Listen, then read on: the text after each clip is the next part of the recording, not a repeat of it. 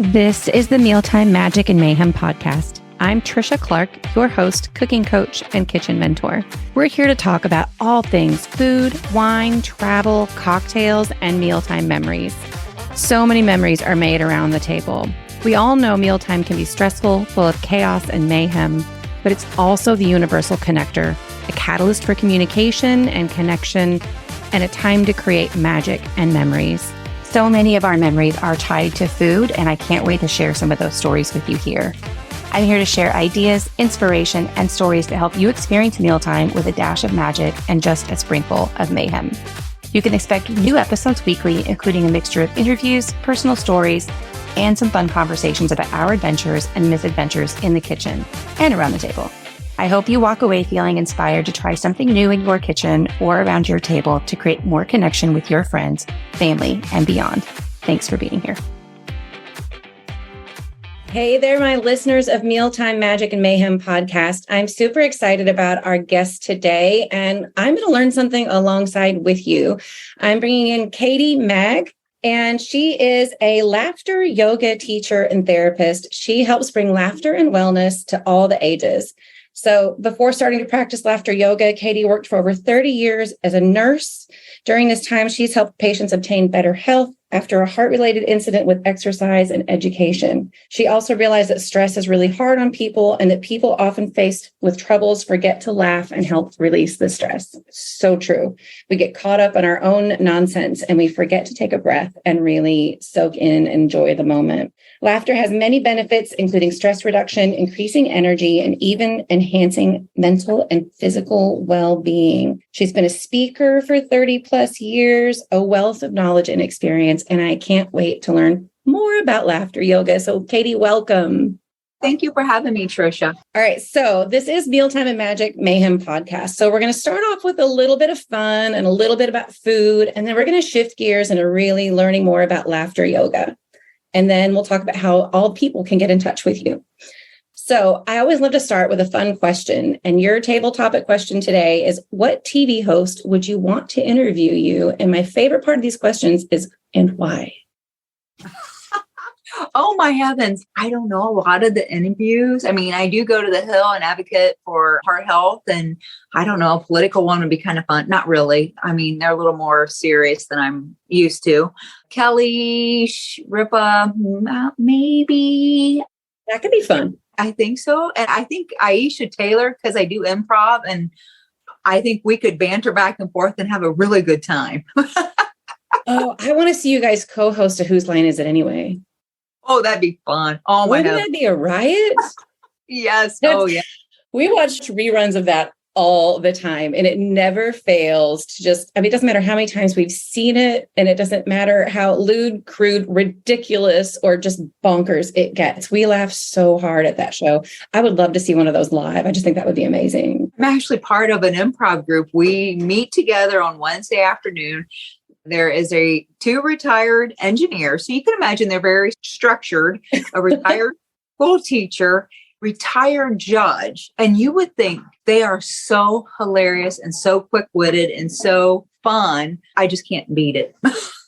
That sounds amazing. Oh my gosh, that would be so much fun. It's too bad you're in Ohio and I'm in Arkansas, because that would be super fun to go check that out. Actually, we do it online. Really? Oh my gosh. Okay. We're going to need the link to that. Okay. Actually, everybody needs more of that in their life. Actually, there's a video of us doing it. It's out there somewhere. I'll have to find it, but yeah. I was doing a little research on laughter yoga, and I found this article, and apparently actor Carl Reiner in an interview, and he was 96 at the time.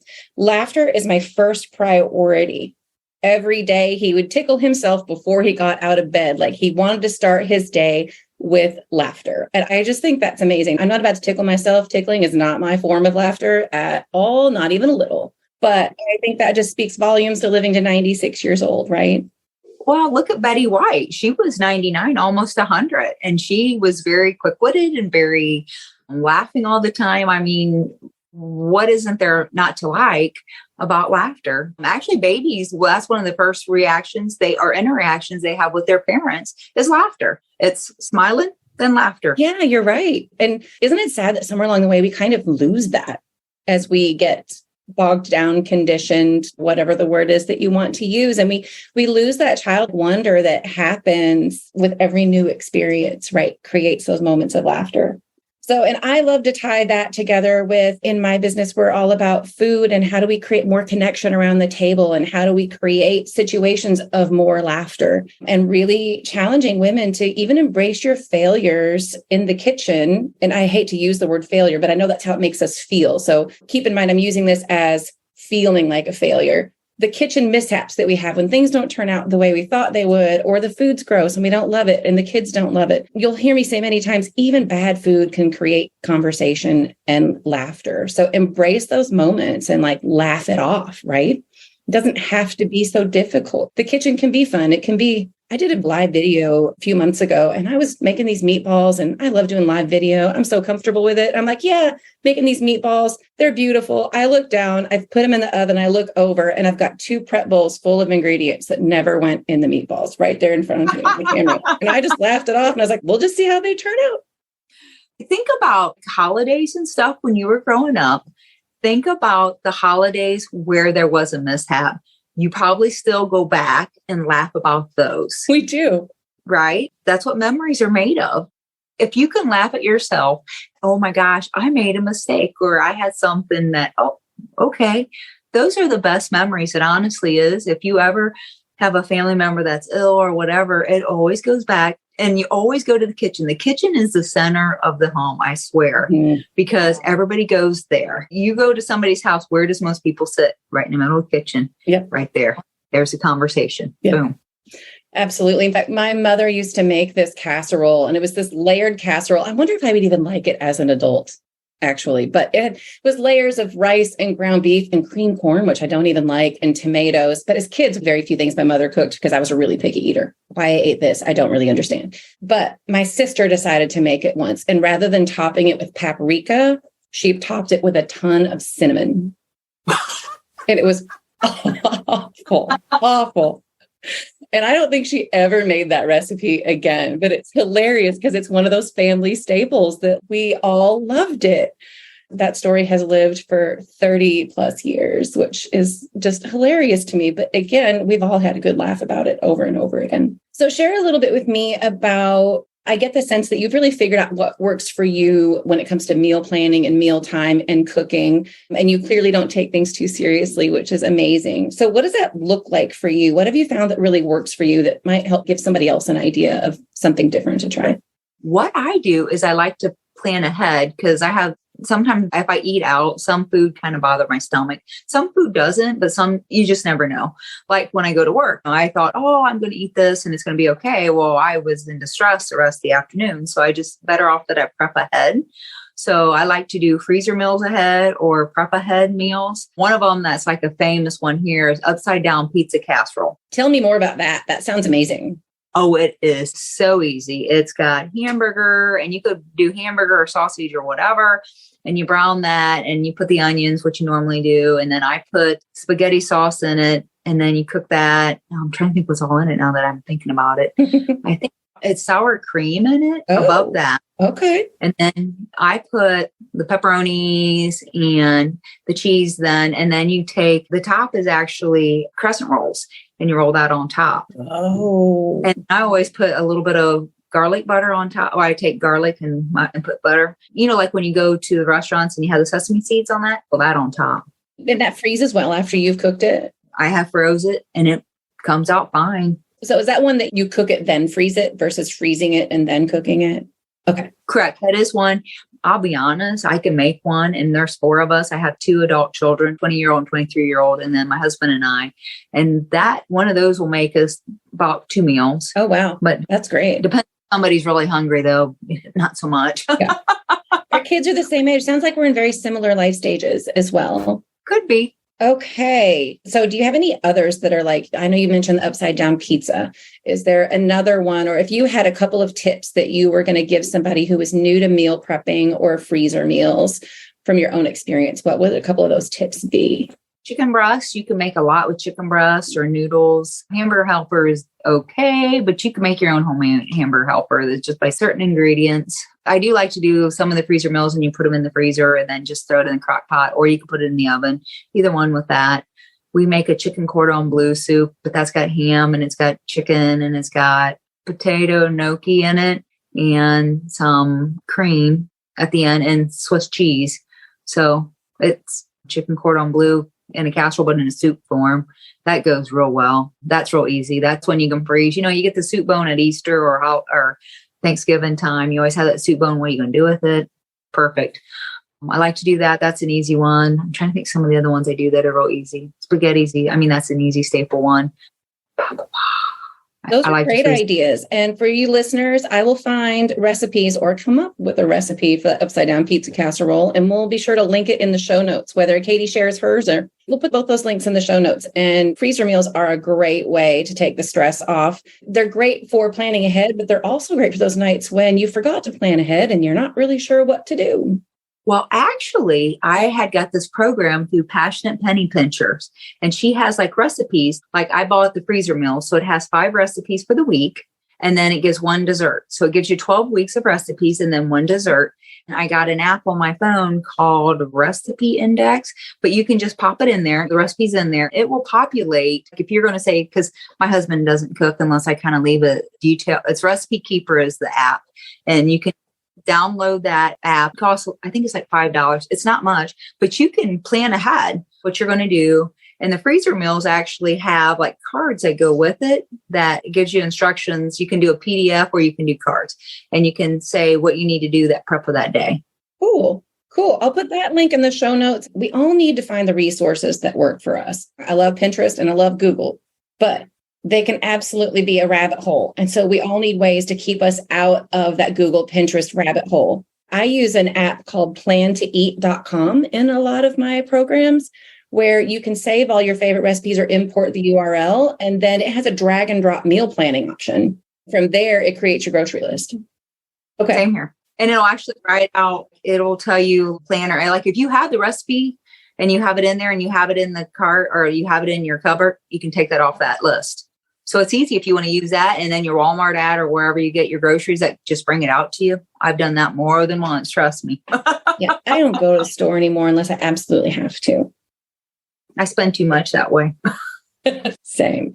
Let's shift gears into laughter yoga. Share with us a little bit about what laughter yoga is. I am a practicer of yoga. I do laugh a lot, but I'm not really familiar with laughter yoga. Well, laughter yoga actually started by Dr. Madan Kataria and his lovely wife in 1995 in Mumbai, India. So he realized how much benefit people receive from laughter. So they started in a park, and after 2 weeks, their jokes got stale, but they realized by laughing, they still had benefits. So it actually started in one country, one park. It is now in over 116 countries in the world. I started in it with stress management with my patients in 2018, right before the pandemic. I got certified laughter yoga leader, so I could lead it, but I couldn't teach it. Now I actually am a teacher, so I can teach other people to be leaders. But it actually has so many benefits. You can do it with kids. You do a little different play. You do a little physical activity. You do breathing techniques, and you do relaxation techniques at the end. You do clapping because it elicits the hand or the pressure points in your hand. Wellness also. So that's one way. You can use laughter for team building because once you laugh with somebody, it's hard to be mad at them because it releases that energy. And there's 2 times that you're always present in the moment. That's when you're laughing and you're breathing. Because you can't think of anything else. You can't think of the future and you can't think of the past. You have to be in that moment. That's such a great point. And there's a lot of people out there teaching breathing through stress, and all those are great. But I've never really thought about the fact when I go to center myself, I always focus on the breath. I really ever connected that to the laughter piece, but you're absolutely right.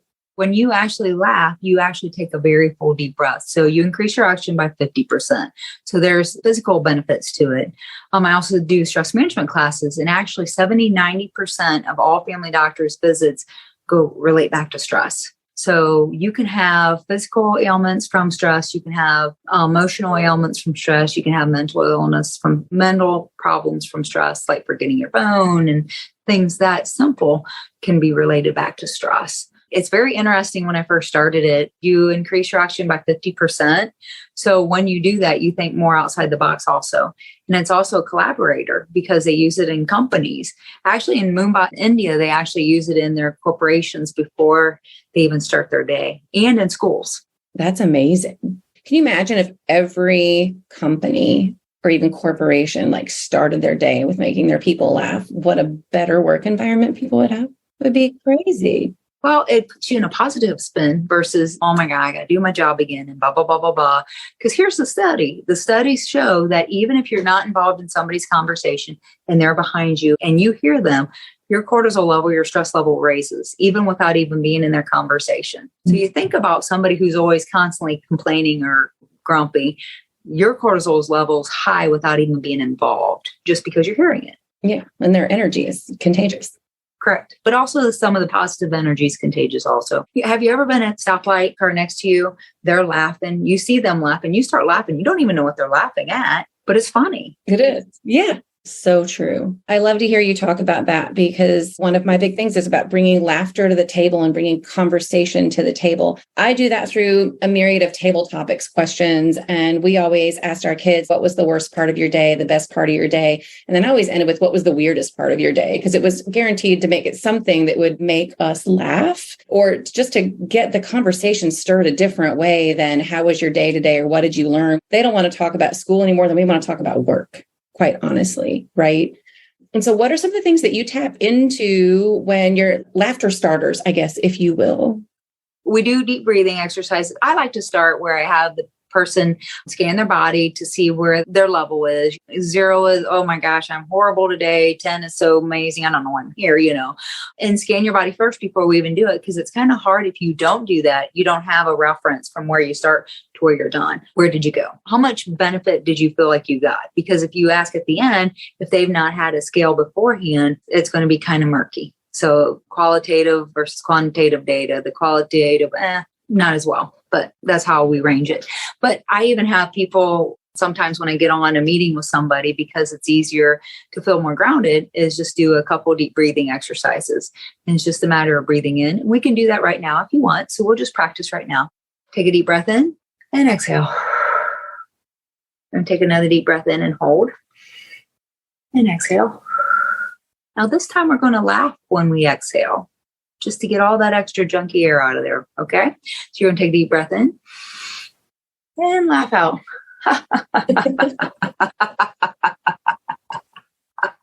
Usually I do that twice because that's usually kind of one, but usually the second laugh is usually a heartier laugh. And then that's a good way to start our meeting because that bonded us a little bit.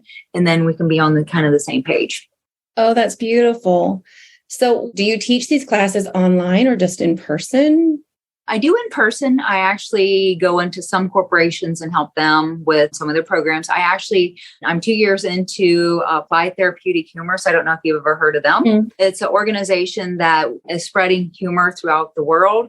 Do you know who Patch Adams, the doctor, the movie about the doctor? Yeah. He is a real person and he really is part of this movement, humor, and how much it benefits people. So I'm part of the Applied Therapeutic Humor. So it'll take me another 1.5 years to become a certified Applied Therapeutic Humorist. They use it in Johns Hopkins with their patients for pain control. Sometimes they use it because even with laughter, it helps your T cells and B cells with cancer. So there was Norman Cousins is a famous person who was told he had cancer. He was in the hospital. He checked himself out of the hospital. He went straight to a hotel and just watched comedies, which helped him.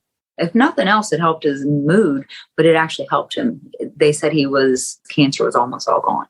So you think about mindset with that. Yeah. I mean, mindset is such a critical piece of all of it, right? So I guess it's easy for us, I feel like, to think of the people, the things, the shows, the movies that make us laugh. But in the absence of those, what do you recommend that people do to tap into that? You can laugh at anything. You can laugh at the absurdity, thinking how the trees open up. I was laughing this afternoon. My husband's one of them that toilet paper goes to back of the roll. I'm the one that goes in the front of the roll. His is notoriously always unrolled. Mine usually not, but apparently we'd gotten a cheap roll. Over the top. Exactly. No, mine did not. Mine unraveled today. I'm in there. I'm in the bathroom. Thank goodness I had toilet paper. I'm not complaining of that. And all of a sudden I got some off and I got done doing my job. All of a sudden I hear, and the whole toilet paper rolls on the floor. And I'm, well, number one, I'm glad I had some. Yeah. No evidence. Number one, glad I had some and no cat. Otherwise, we would have had toilet paper everywhere. Oh, that's funny. That's really funny. And it's just something silly. And think about how kids laugh 300 to 400 times a day, adults 17. Why? Be a kid. Remind yourself of just some of the simple things in life. Let yourself play. I have to laugh. I can tell the people who really stressed when I come walking in and I have a poster that says, caution adults at play. You can tell the adults that really are stressed because I'm pretty sure some of them are about ready to have a heart attack on me. And it's like, relax. I can't make you do anything you don't want to do. I actually have toys on my desk. You can't see that. One thing I have is poo, because, shit always hits the fan. Yes. It's called Poodoo. And this thing is the first thing that people take off my table. You throw it against the wall and it comes down. I've had people that are friends that go to the hospital. I will send some with them, which is funny. I have this is laughter pill. Oh, that gut laugh. There's nothing better than the sound of a child gut laugh. There's just... Yes. Oh, yes. I got that. I got notes. Oh my gosh. Yeah. Yeah. Oh, how fun. Are you planning to launch something online? I would like to. A lot of the people that do the online laughter yoga sessions don't do as many. Does that make sense? I mean, I think they do 10, 15, whatever. I actually do one-on-one counseling because I'm actually certified in happiness coaching, brain health coaching, stress management, and I've been a nurse for over 30 years. I am a cardiac rehab nurse. So I have realized how much stress affects your heart. In 2017 was the first year I went to the Hill, and it was 1 out of every 40 seconds somebody in the United States dies from heart disease. Okay. From then till now, when we went in March, the last statistic was October of 2022, and it's 1 in every 34 seconds somebody dies of heart disease. And risk factor is stress. One of the risk factors is stress. Yeah, I believe that. I mean, I am at the risk of sharing too much with my listeners. I have some digestive issues, but my number one trigger for all of those things to rear their ugly head is stress. And so managing my diet is a big part of it. Managing the types of foods that I eat. I don't diet, but the foods that I eat and the foods that I choose, I have to be conscious of. Much like you said, when I go out to eat, there are things that can not settle well. But if I'm stressed, the struggle is exponential. Stress is my number one trigger. And so that makes complete sense to me. And that stress can affect so many things about the health, heart, digestive, just even think panic attacks. There's so many people I know that they go to the hospital because they think they're having a heart attack and they can't find anything wrong. And it's that overwhelming panic, that overwhelming stress. And so I think the work that you do is absolutely incredible and so necessary. I know I'm probably asking some really mundane questions that seem like no-brainers, like how do you tap into that laughter in the absence of all those things when you're super stressed, right? And so I think for those that are carrying around that stress, really having to take a moment to think about what are the things that make me laugh, and can you make yourself laugh in that moment? Can you tap into that? And if they can't, do you just recommend those deep breathing techniques to get there? Actually, deep breathing just alone can get you out of that moment. Laughter actually changes your perspective. And that's why when you ever see an email from me, that's one of the things I put on there. Laughter changes your perspective, because it does, because it does give you the deep breath. It gives you that extra moment to think about the next step, because you're in the present moment when you're in that laughter or even that deep breath. So it's very imperative. I suggest people, if they're having a problem, some things can't be talked through or walked through or whatever, and then definitely see professional assistance. But 70-90% of all family doctors visits relate back to stress, whether it be eye twitching, whether it means blood pressure, backache, because your muscles tighten up. my first laughter yoga session, I had to laugh. We actually was an intense session. We laid back and did the one relaxation technique. We sat up and everybody looked younger because their facial muscles relaxed. And I'm like, yes, the fountain of youth. Here I come. I mean, just a little tickle, hey. And you can tell the people who laugh a lot because they have laugh lines. And I used to be embarrassed that I had laugh lines. And now I'm like, well, whatever. You don't like it, don't look. No, I earned those suckers. I know. I did. I earned them too. Yeah, I earned those. I just can't say enough about how amazing that I think your work is, honestly. Thank you. I'm trying to get the word out. I'm trying to build it even more. Like I said, I'm part of the Applied Therapeutic Humorist. I talked to an organization this morning. I had a conversation with a couple other podcasts today. They're going to get out there also. I'm willing to work. I've got some clients now, always more. I know being a caregiver, as I said, I have a 23-year-old. I learned to do stress management then. I did stress management since I was a kid. I've actually co-authored in 2 books this year. One is Cinderella Monologues, and my chapter is called Seasoned with Wisecracks, because I'm older and I got wisecracks, but I always use laughter. And I didn't realize I used laughter until I didn't. My oldest son was 1 pound and 12 ounces at birth. He had a trach for 3.5 years. Meal planning and stuff was very, very difficult because I had to be right there. I didn't have much help. And I didn't realize how much I needed that until I got sick. My younger son was born. I started limping. I had some medical conditions, and some of it, if I'm stressed, is 20 times worse than if I can keep it under control. It does make a difference. You wouldn't think it would, but it does. And mindset, I'm human. And the humankind, I think we all as humankind kind of forget we need to be kind to us.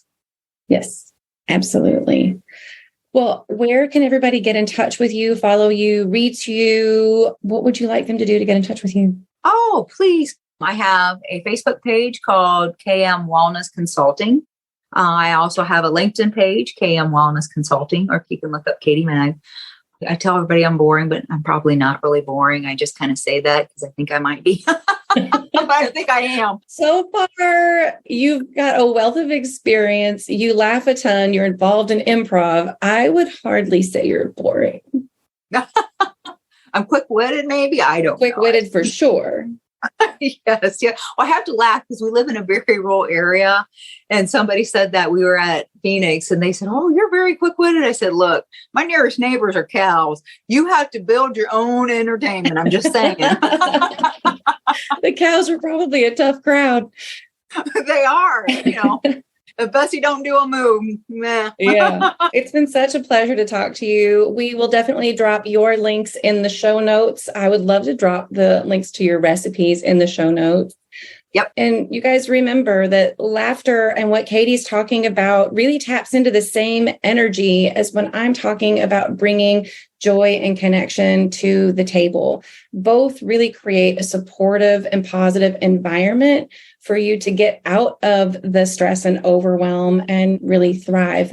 All of it really is interconnected. So if you need help de-stressing, be sure to contact Katy. And if the meal prepping and the food planning and some of those things hit home with you and you need help with mindset around food and meal planning and figuring out what works for you, get in touch with me. My last call to action, given the laughter we've had in this conversation, it has inspired another podcast episode. I want you to send me all of your crazy kitchen mishaps that have been carried down through your family. And I want to share your stories on a podcast episode. So if you want to type those up and send them to me and get in touch with me, or send me a voice clip, I think that would be hilarious. And one way for me to help Katy spread the magic of laughter. Oh, thank you. Yes, definitely. I could tell you one. Oh, share it with us before we go. Okay. So my aunt's husband, he had a friend and he was a single man, bachelor, whatever. And he just loved her tuna noodle casserole. She made tuna noodle casserole. Well, lo and behold, he was just ranting and raving about it. Here, she forgot to put the tuna in it.